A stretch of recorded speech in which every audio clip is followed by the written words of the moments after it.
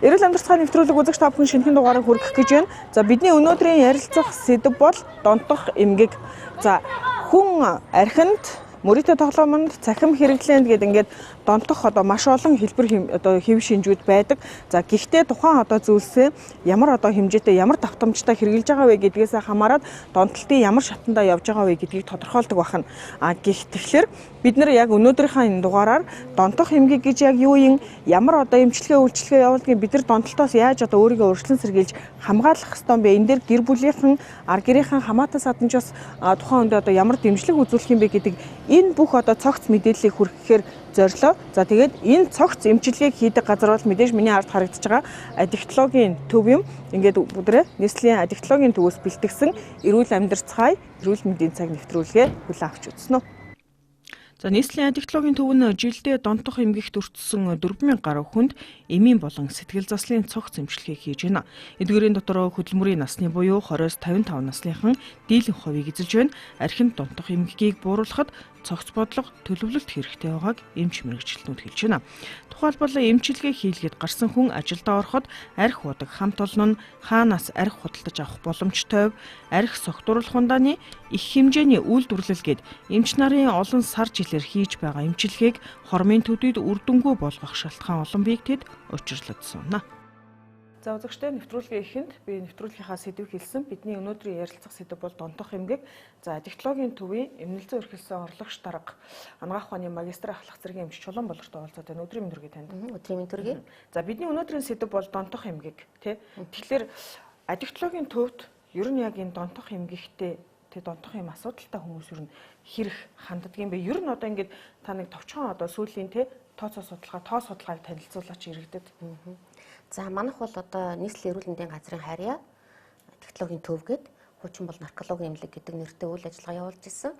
За манай эмнэлэг нь бол жилдээ бол 3800-аас 4000 гаруй хүнд донтох эмгэгийн төрөлсөн нарийн мэргэжлийн тусламжийг хэвтүүлийн эмчлэх болон амбулаторийн тусламж үйлчилгээ, өдрийн эмчилгээ, сэтгэл зүйн зөвлөгөө, засал гэсэн ийм тусламж үйлчилгээг нийслэлийн хүн амд хүргээд ажиллаж байгаа. За тэгээд нийт хэвтийн эмчилүүлж байгаа хүмүүсийн маань нэг 90 орчим хувь нь бол дандаа бол архи тамхины болон бусад мас уруулах бодис, за бусад донтолттой холбоотой ийм хүмүүс маань хэвтэж эмчилүүлж байгаа. Яг зөвхөн донтолтоор л. Тийм донтолтоор. Гэхдээ үлдсэн 10-аас 12% нь болохоор чинь стресс шалтгаантай, мэдрэл сүлдэх хам шинжтэй, за давхар хамааралтай ийм гэр бүлийн хүмүүс маань хэвтэ эмчилүүлдэг. Ер нь донтох эмгэг гэхээр яг донтох эмгэг гэж яг юу гэсэн үг юм бэ? Ер нь ингээд сонсоод хахад чинь жишээлбэл гар утсаар байнга тоглодог хүмүүс би ер нь цахим донтоог намайг донтсон гэдэг байгаа мó ч гэдэг юм хүлээн зөвшөөрдөг шүү дээ. Архи удаг хүн ойр ойрхон давтамжтай олон удаагийн давталтаар архи удаг хүн өөрийгөө би ер нь архичин биш шүү дээ. Яа намайг архичин гэдэг байгаа ч гэдэг юм уу те. Ингээд байдаг. Гэтэл хөндлөнгийн хүн харахаар тэрийг архичин, цахим донтцсон, мөрөөдө тоглоомд донтцсон гэж ингээд өгнээд идэг. Өөрөө бол хүлээн зөвшөөрдөг шүү дээ. Та энэ талаас нэг тайлбарлаж өгч донтох эмгэг гэж юу юм? Энэ үнэхээр донтолт мөн үү те?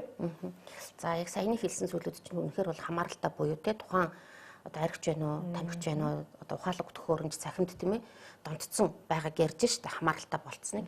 Тэгэхээр аддиктолог гэдэг нь ер нь хамаарал буюу зан үйлийн хамаарлуудыг судлах ийм шинжилгээ ухаан багхгүй юу? Тэгэхээр сүүлийн үед манайх бол 2022 оноос бүтэц дөрмөө зохиогоод гаргаад батлуулаад аддиктологийн төв бол ингээд өргөж явж байгаа юм байна.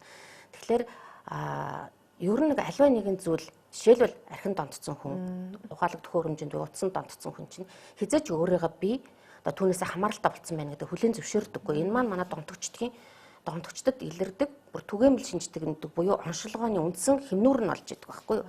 Би архичин биш ээ. Би тэгж их архи уудаггүй шүү дээ. Би хаяал нэг уудаг шүү дээ. Би хаяал найз нөхдтэйгоо баяр ёслолоор л уудаг болохоос биш. Би тэгж яадаг алдсан биш ээ. Би зүгээр жоохон уйдгарлахлаараа гуниглахлаараа л би Facebook ухаал утсаараа ингээл оролддог шүү дээ. Тэрнээс биш би ажил амьдралаа зөв аваад яваад байгаа шүү дээ гэд. Ингээд ярьдаг байхгүй. Тэгэхээр мэдээж тэр хүн бол хязгаарч өөрийгөө хүлээн зөвшөөрдөггүй нь энэ донтолтын хамгийн чухал шинж тэмдэг байхгүй юу? Тэр чинь бол яаж яах вэ гэхээр нөгөө хүн чинь бол яг ажил хөдөлмөрөөр эрхлэх үедээ эрхэлж байна. Гэр бүлдээ цагаа зарцуулж байна. Гэтэл алдахгүй. Тийм би тэрүүгээр өөрийгөө одоо өнгөрснөөрөө өөрийгөө нэг өсөндө тижээгээд яваад байгаа байхгүй. Тэгтэл бодит байдал дээр өнөөдрийн цаг дээр тэр хүн хэдийн хугацааг тэр зүйлд зориулээд байна уу? Цаг хугацаагаа амьдралынхаа, ажлынхаа чухал цаг үеийг тийм ээ зарцуулаад байна гэдэг дээр ерөөсөө шүүмжилттэй хандаж чадхаа болчихсон өөрөөрөө ойлгох чадвар нь суларчаад ингээд яваад байна. Нэгэнт тэгэд яг энэ асуудал маань тухайн хүнд өөрт нь мэдрэгдэхгүй тийм ээ мөртлөө өөрөө л бусдад мэдрэгдээд ойр дотны хүмүүст нь мэдрэгдээд гэр бүл болон бусад тийм ээ одоо нийгмийн амьдралд нөлөөлөд байгаа бол энэ асуудал болж ийн гэсэн үг байхгүй юу?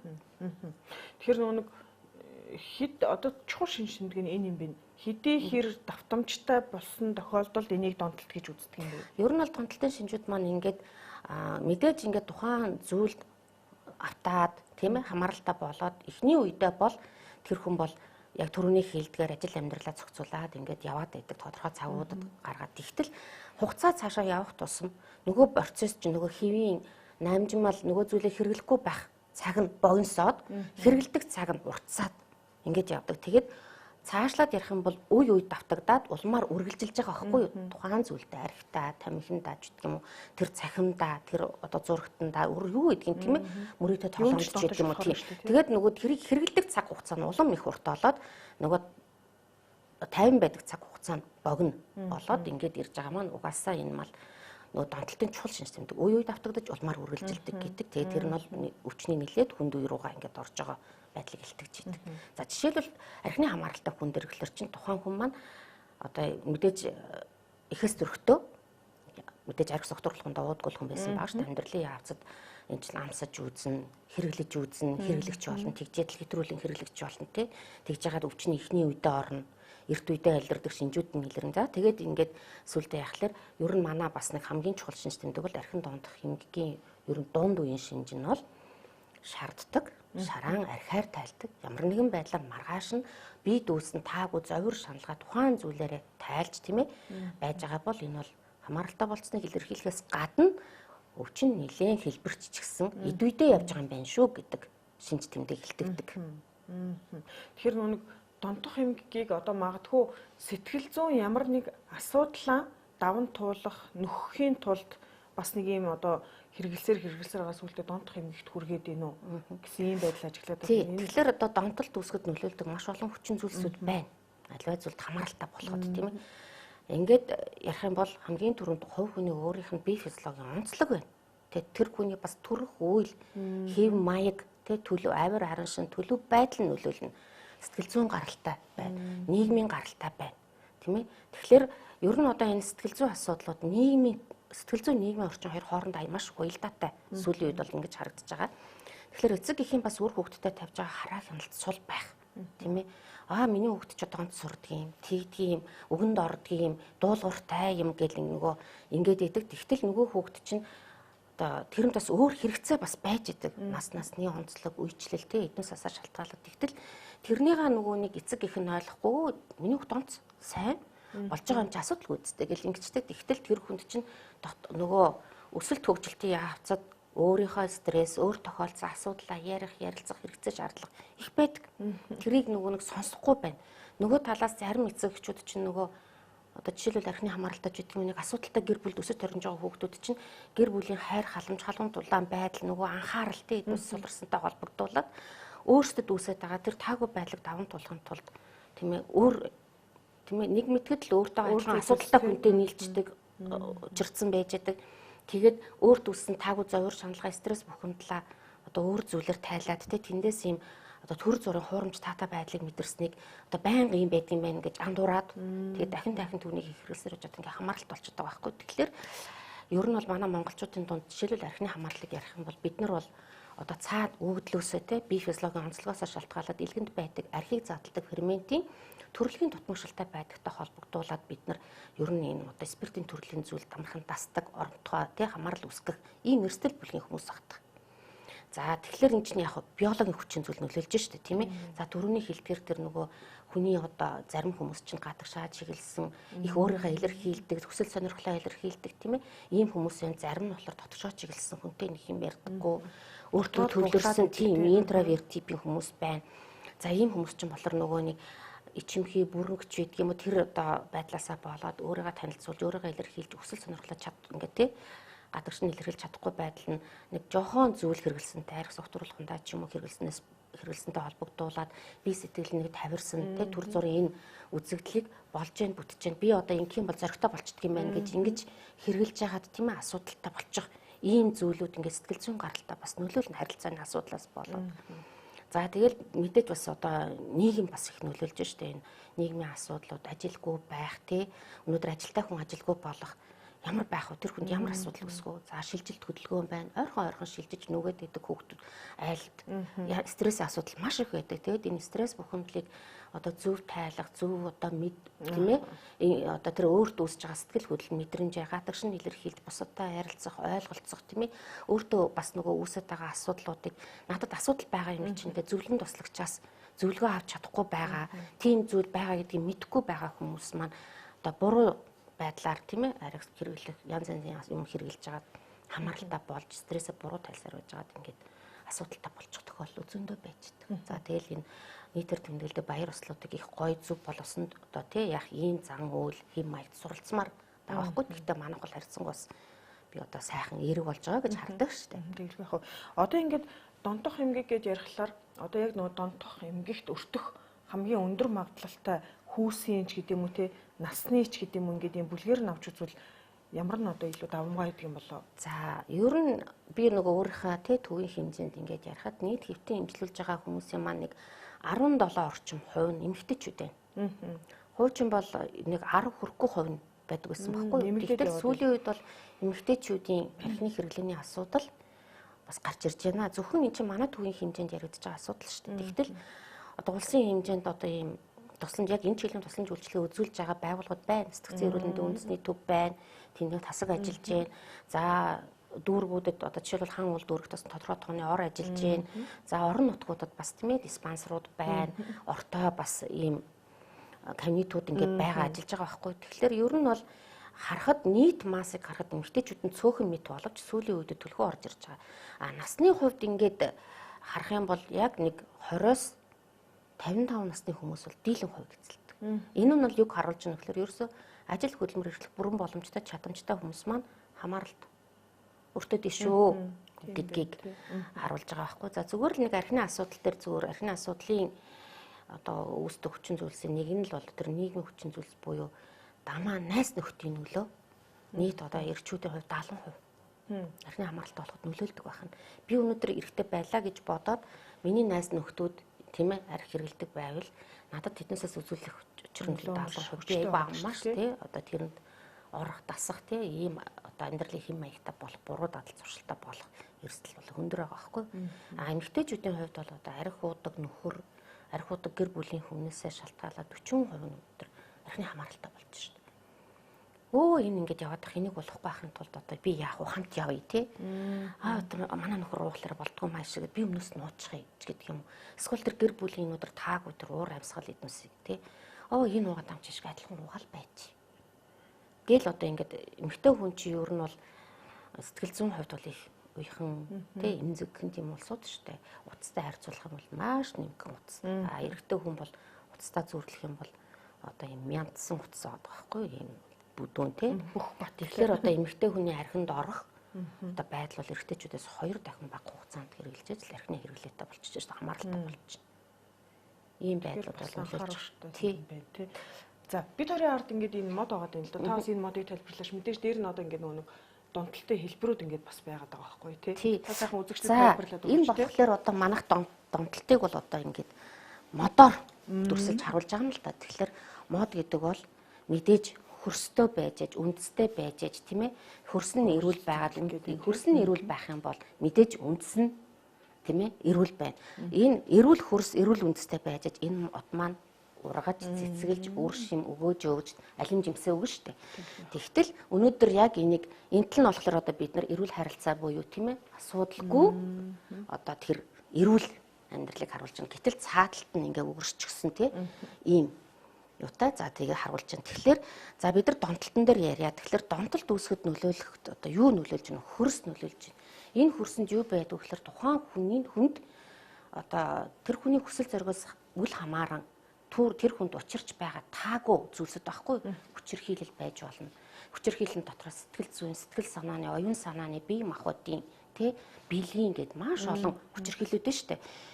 Жижиг ч гэсэн одоо хүний зовлон бол их бага том одоо жингийн тухай жин дээр тавиад ингэх юм бол энэ 100 г татж байгаа юм байна энэ амар их юм байна гэж болохгүй. Тэгтэл тухайн хүний сэтгэлийг өвтгөж байгаа бол тэр хүнд учирч байгаа асуудал стресс ахгүй тэгэхээр тэгж бол хэмжиж болохгүй.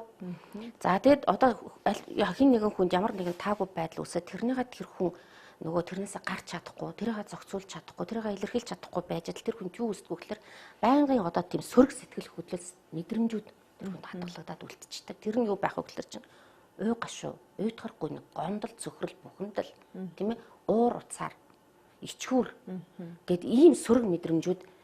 Тэгээ тэрнийгээ нөгөө нэг би яагаад ийм асуудалд орчих вэ? Тийм ээ, би арчаагүй дээ, би сул доройтой, тий? Би одоо муухан учраас одоо би ийм таагүй одоо хүнтэй харилцаж чаддгүй учраас дандаа өөрийгөө ингээд нөгөө гадагшин өөрийгөө илэрхийлж чадахгүй байж энэ мэдрэмжүүдийг нээж чадахгүй, гадагшин гаргаж чадахгүй байсаар уужгаад энэ нь юугаар дамжих вэ гэхээр энэ модны иш биш үү? Энийг бид нар бол харилцаа гэж үздэг.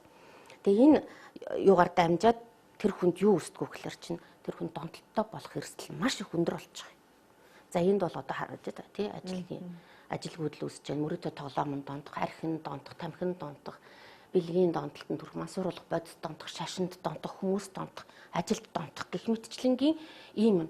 Тэгээд донтох гэдээ яриад байна. Яг энэ болохоор энд үүссэн тэр сөрөг стрессүүд, сөрөг мэдрэмжүүдээ хүн тайлахын тулд яаж яах вэ гэхээр эдгээр зүйлсүүдийг хэрэглээд тэгээд ер нь давтамжтай хэрэглэсээр байжгаад энэ маань юу гэж юм гэхээр хамаарал буюу донтогч болчихж байгаа байхгүй.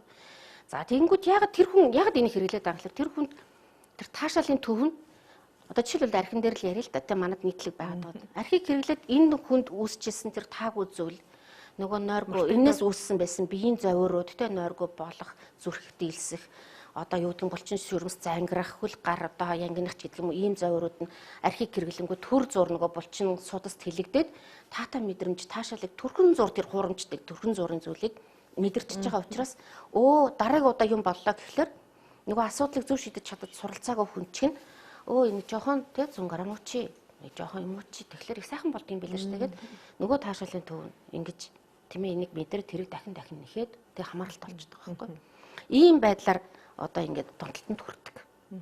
Тэгэхээр бид нар хэрвээ энэ хөрс болсон тэр асуудлууд мэдээж амьдралд янз янзын асуудал тийм ээ ажил дээр амьдрал дээр тохиолдог. Тэрнийхээ хүн сэтгэлээ илэрхийлж сурах.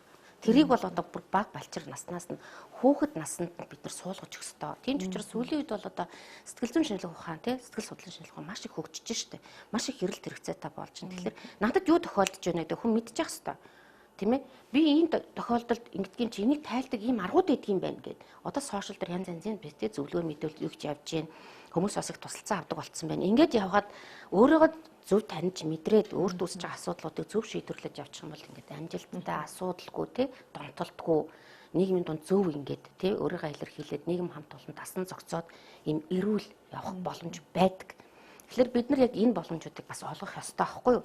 Тийм учраас сэтгэл зүйн боловсрал тий хүний эрүүл мэндийн боловсролыг бид нар бол тасралтгүй өгж одоо сургалт сурталчилгаагаар мэдээлэлээр ингээд өгöd явж явах хэрэгтэй. Тэгээд мэдээж амьдрал ингээд ороо босгаа янз янз байдаг юм чи асуудал үүслээ бол тэрнээс бол гарах боломж бол байдаг.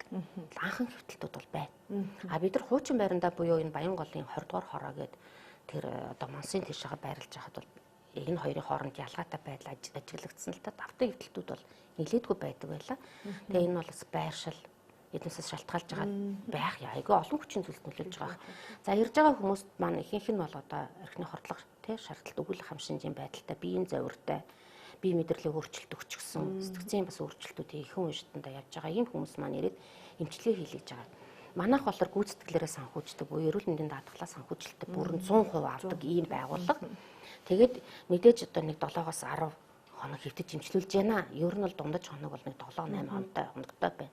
За сэтгэл зүйн эмчилгээ сэтгэл зүйн тусламж авах гэж байгаа хүмүүст маань бол бид нар бол одоо тийм сэтгэл зүйн эмчилгээг ингээд сеансаар хийдэг. Тэр маань бол 14 хоног хүртэл хэвтэж эмчилүүлдэг. За тусгай хөтөлбөрийн дагуу хийгддэг. Одоо манайх 2018 оноос хойш одоо 12 алхамд хөтөлбөр болох Миннесота, хандлагаар хангаах 12 зарчим, за танин мэдгэн сэтгэл зүйн эмчилгээ, йог бяцлаглалыг ингээ хооронд нь уялдуулад тийм гадны туршлагыг хэрэгжүүлээд явж байгаа сайн санаа сайхан сэтгэл гэдэг гэмчилгээний хөтөлбөр боловсруулад тэгээд туршлагуудыг нэвтрүүлэх хөтөлбөрөөр боловсруулсан байхгүй эндээ ингээд тэр сэтгэл зүйн эмчилгээ явагдаж байна. За энэ маань 14 хоног үргэлжилдэг. За энэ тэрнээс эмчилгээ хийлгэсний дараа гараад өчтөн маань яд өгөхлөр одоо энэ манай дэмжих төвийн үйл ажиллагаа байна. Тэгээд энэ дэмжих бүлэгтэй хамрагдаад ингээд явж байгаа. Бид нарыг өөрсдөө одоо дэмжих бүлгийг нэгэд өнөөдөр 21 хоног дээр явж байна. Яг одоо технологийн төвийн дэмжих бүлэг, технологийн төвөнд өөртөө туслах бүлэг гэсэн энэ үйл ажиллагаа ингээд явагдаж байгаа. За тэгээд мэдээж хүн анх хүрээд ирлээ гэхэлэр хордлох шаардлагатай байх юм бол тэр нь эмийн эмчилгээг бол ингээд явж хагаад энэ явцтай бол эмч маань бол зөвлөгөө өгж байгаа хүнтэйгээ ажиллаж байгаа те сэтгэл зүйн зөвлөгөө цааш тарих уухгүй байх тал дээр юун дээр анхаарах яагаад угаад байгаа юм. Үнэхээр өөрөө асуудалтай болцсон уу үгүй юу гэдгийг үзэндөө олон сорилууд байдаг. Эмч өнөөдөр өөрөө те сорил авахаас гадна одоо асуумжаар тийм ээ өвчтөнд өөрт нь өгөөд өөрийнхөө хэрэглээний зэргийг тодорхойлох, төвшөнгөө тодорхойлох. Ингээд онцлогооны юм аргуудыг хэрэглээд хүн өөрөө өөрийгөө тэндээс ойлгодог. Би нэр архины хамааралтай болцсон юм шүү дээ. Нөгөө би өөрийгөө болж гин зөвхөн л хаяа нэг уугаад яваад байгаа гэд ингэсэн чи биш юм байна шүү дээ. Би чинь хамааралтай болцсон байна. Би чинь юу 35 оноо авцсан байна шүү дээ. Би чинь хамаарал хүчтэй хараад байдалд орсон байгаа юм байна. Тэгэхээр би өнөөдөр ер нь бол одоо багасгах зүйтэй юм уу? Эсвэл тэг хэрэглээтэй байх уу гэдгийг чинь эмчийн зөвлөгөө, сэтгэл зүйчийн зөвлөгөө, эмчийн үндэслэг гэднээс ч хүн ойлгоод нэрээ би чинь тэг хэрэглээтэй болохгүй бол би багасгах чадахгүй хүн юм байна гэдгийг ойлгоод тэг явдаг. Тэгэд манад хэвтэж байгаа юм чинь нэг гэвтэл ингээ гараад явчих юм шиг л дээ. Тэр хүн чинь давтан ирдэг. Зарим нь дахилт ингээд өгөөд ирдэг. Зарим нь эмчилгээгээ баттгах гад тийм ээ дахиад ингээд ирдэг. Ийм байдалтай. Тэгээ бид нар нэг тохиолдлын тоогоор санхүүжилт авдаг учраас тухайн хүн авал ингээд сард нь эргээд аваад авах үнэхэр боломжгүй байдаг байхгүй. Бас нөгөө талдаа бол энэ бас хувь хүн эмчлүүлэгч чинь бас өөрийнх нь бас өөр хариуцлага эрүүл мэндийн сахиа хамгаалах тий. Тэгээ бид нар бас шаардлага тавьдаг л да. Та дор хаяж 3 сар тий ийм дэлгэн баримтлаа шүү. Эмчилгээний төлөвлөгөө нь ийм байна. Эмчилгээдээ гарсны дараа та ийм гам дэлгэн бариарай. За та дараагийн удаа баттгаар ирэх юм бол тийм ээ 3 сарын дараа ингээд ирээ та энэ хугацаанд иймэрхүү тэг эмчилгээ заслуудыг одоо тэр дэлгмүүдийг бариад ирэн шүү гэдээ ингээд эмч маань зөвлөд гаргаж байгаа. Тэгээ эмийн эмчилгээ, сэтгэл заслын эмчилгээ, сэтгэл зүйн зөвлөгөө, дэмжин туслах бүлэг, баттгах эмчилгээгээ ингээд хийгээд явж байгаа. Ар гэрийн бас нөгөө тэр хүний одоо гэж байгаа энэ дэмжлэг анхаарал маш чухал юм байна шүү дээ. Ер нь бол одоо хамааралтай болсон хүний ард тийм ээ ойролцоогоор одоо ойрын 4 холын 200-аад хүн гээд тухайн одоо хүнээс шалтгаалаад тэр хүнээс хамааралтай болчихдог. Зарим бүр ингээд нөгөө хамаатан саднараа бүр ингээд санаа зовж тэр чинь алга болчлаа. Энд чинь тэнд арх угаад явж гэн. Тэр тэгсэн байна. Тэнд цагдаад баригдсан байна те. Тэр одоо жолооны үлгээ яатсан байна гэл тэгэл тэр алс хоол ингээл хүмүүс тэрний төлөө санаа сэтгэлээ зовоож явж байдаг байхгүй. Тэгэхээр ер нь эмчилгээнд ер нь гэр бүлээрээ хамрагдах нь маш их үр дүнтэй байдаг. Эмчилгээний одоо чанар дээшилдэг тийм. Яагаад гэх юм бол жишээ нь одоо арх угаал ингээл яваад байгаа хүнтэй чинь хамт амьдарч байгаа хүн чинь жаргахгүй штэ.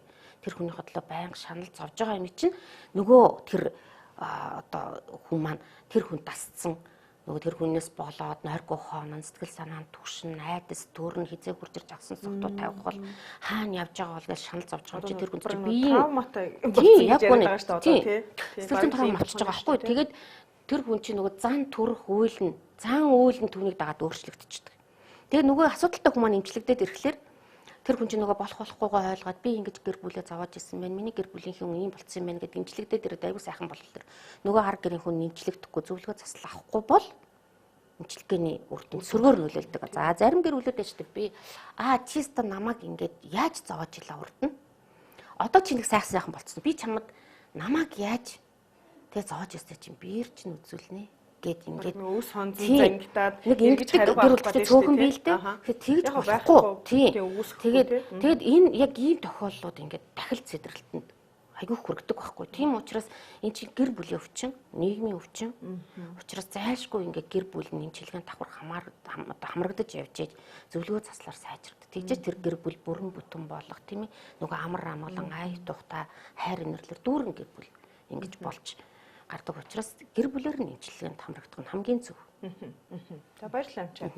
За эрүүл амьдрал цааны нэвтрүүлэг үзэгч та бүхэнд технологийн үндэсний төвөөс үргэлжлэн хүрч байна. За бид өнөөдөр нэвтрүүлгээрээ донтох эмгэг гэсэн энэ сэдвийн хүрээнд ярилцаж байгаа. За донтох эмгэг бол одоо яаж үүсдэг, ямар асуудал бэрхшээл тулгардгийг гэдгийг технологийн үндэсний төвийн эмнэлзэн эрхэлсэн орлогч дарга Чулуун Болор бидэнд бас мэдээлэл өглөө ингээд нэвтрүүлгээ үргэлжлүүлэн хүлээн авч үзсэн үү.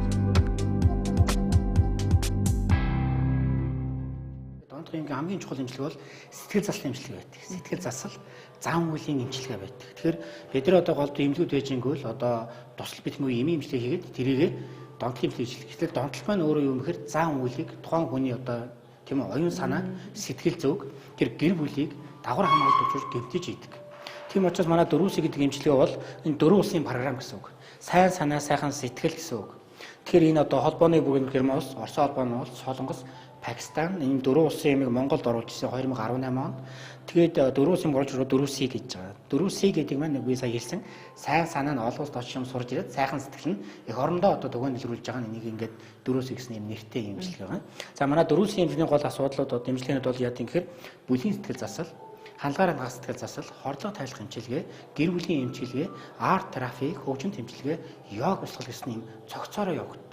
Тэгээд 14 хоног эмнэлэг дээр хэвтэж эмчилгээгээд 14 хоног эмнэлгээс гаднаас ирж амбулатороор эмчилүүлдэг нийт 28 хоногийн ийм цогц эмчилгээ.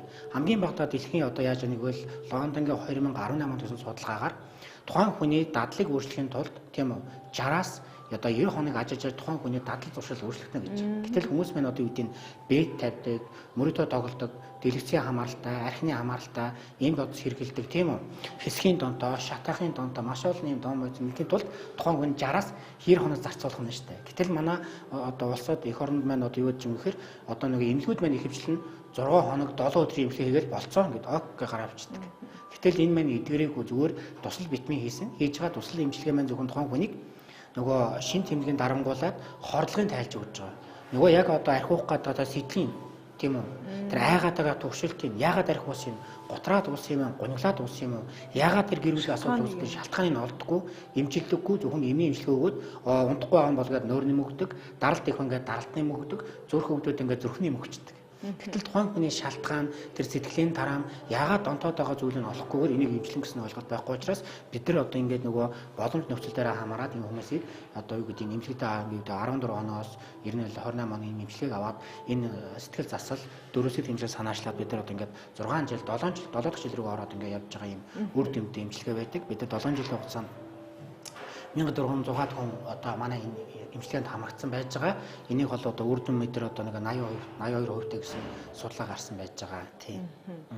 За тэгээ хамгийн гол эмчилгээ бол бид нар энэ дээр нэг гэр бүлийн эмчилгээ болно. Хамгийн гол гэр бүлийн эмчилгээ болно. Ганцаарчлалсан бүлгийн гэдээ авчиж байгаа. Тэгэхээр тэр хүн ганцаараа зөвлөгөө авчина. Бүлгэрээ зөвлөгөө авчина. Гэр бүлэрээ зөвлөгөө авчина. Тийм үү? Дахиад эмнэлгээс гараад тэр хүн одоо архи ухс сэтэл төрөөд нь штэ тий. Хөвтгөр нөөр хөрөхгүй, босоо тухаар хийм холдохгүй тэр үед хүн яг энэ эмнэлэг дээрээ дэмж хүлэгтэж хамрагдах нь штэ. Дэмж хүлэг буюу би сая ийм эрсдэл гараад яг уучингаа алдлаа. Сая би нэг хөрмөн дурагдаад гэдэг юм уу төрсөөдөр болоодоо. Тэгвэл би ингэсэн ингээд энийг ирээд энд ярингуудаа бид нар мэрэгжлийн зөвлөгөө өгнө штэ. Та энэ дэр ингэж яад таван тулсан бэ их байсан шүү гэдэг. Эргэх холбоотой ажилдгаараа энэ 4C-ийн одоо давуу тал нь тэр. Тэгээд энэ эмчилгээнд хамсан хүмүүсээ бид нар 3 жил хяндаг байж байгаа шүү. Уучлаарай 3 жил ингээ хяндаг. Тэгэхээр энэ дондох эмгийн эмчилгээ хүмүүс бол эмийн эмчилгээгээд гоё орчин гэдэг. Гэтэл дондох эмэг маань өөрөө яадаг юм гэхээр өөрөө энэ чинь оюун санааг нөхөсрөх хэрэгтэй тийм үү? Сэтгэл зүг нь нөхөсрөх хэрэгтэй тийм үү? Бомб эмчилгээ, хашчуулан эмчилгээ юм физик эмчилгээ бид нар нөхөсрөх гэдэг нь шүү дээ. Гэтэл манайх энэ хүмүүс яадаг нөхөр оюун санааны бид нар энэ анхаарал төвлөрд байхгүй болсон байж байгаа. Ой тогтоолт байхгүй болсон байж байгаа. Жохон худлаа хилдэг болсон байж байгаа тийм үү? Залхуу хойрог болсон байж байгаа. Энийг нөхөн сэргээдэг. Тэр сэтгэл зүг нөхөн сэргэн гэж яадаг юм. Оюун санааг нөхөн сэргэн гэж яадаг. Яг бид нар хичээл орох хүмүүс анхаарал нь төвлөрөхгүй байгаа шүү дээ. Би марчаад байгаа ш, миний нэрийг марчаад байгаа чинь цаашаа сургуульд орох боломжгүй шүү дээ тий. Тэгэхээр бидний хүмүүсийг оюун санааны үед яаж нөхөн сэргээх юм, сэтгэл зүйн үед яах юм, гэр бүлийн үед яаж нөхөн сэргээх юм, нийгмийн үед яаж нөхөн сэргээх гэдэг энэ одоо 5 зүйлийг бид нар эмчилж ийж энэ хүнийг идэх юм. Тэгэхгүй эмнэлэг төвдөд гарлаа, очлоо, нөгөө ажлын амтолн архиуд хэвээрээ юу байж байгаа. Нөгөө дэлгүүрт архи зардах газар байж байгаа. Найзууд хэвээрээ байж байгаа. Яг тийм учраас энэ хүний нөгөө гэр бүл нь одоо юу гэдэг энэ эмчилгээ гэр бүл хизээ уудаг болох гэсэн айцтай байж байгаа. Энэ хизээ яадаг болох гэсэн тэгэхээр тэр гэр бүлийн эмчилгээ хэрэгтэй байгаа. Давхар хамгааллын асуудал. Дараа нийгмийн асуудал. Дараа нь бие махбодын асуудал. Сэтгэл зүйн асуудал. Оюун санааны асуудал гэж. Энэ 5 зүйлийг эмчилж энэ үр дүнтэй байдаг. Тэгэхээр манайх нь энийг орхитуулаад биеийн эмчилнэ, эм өгөгдөхөө гэдэг нэг тийм элбим өгсөд байгаа. Нэг эмчтэр очоод амруу нэм өгөөд нэг үзэгэнд нь тараад идэгчин гэдэг юм ойлголт. Энэ бол мэдээж эмийн хамгаалалт эмчилгээ гэж байгаа. Гэхдээ үе шат эрт үед энэ эмийн хамгаалалт эмчилгээг авдаг. А босоод одоо үед бол энэ цаана бол энэ нөгөө нөхөн сэргийн эмчилгээнүүд байдаг. Сэтгэл зүйн эмчилгээ, сэтгэл заслын эмчилгээ, эм эмчилгээнүүд байдгаараа тэрийг одоо хамгийн гол хэрэгжилж байгаа Монголд манайх одоо ганцаараа 4C эмчилгээг хэрэгжүүлж байгаараа давуу онцлогтой маа гэж. Эрүүл амьдралын нэвтрүүлэг үзэгч та бүхэнд шинэхэн дугаараа хүргэлээ. Бидний өнөөдрийн ярилцсан сэдэв бол хүндсэн сэдэв бол донтох эмгэг.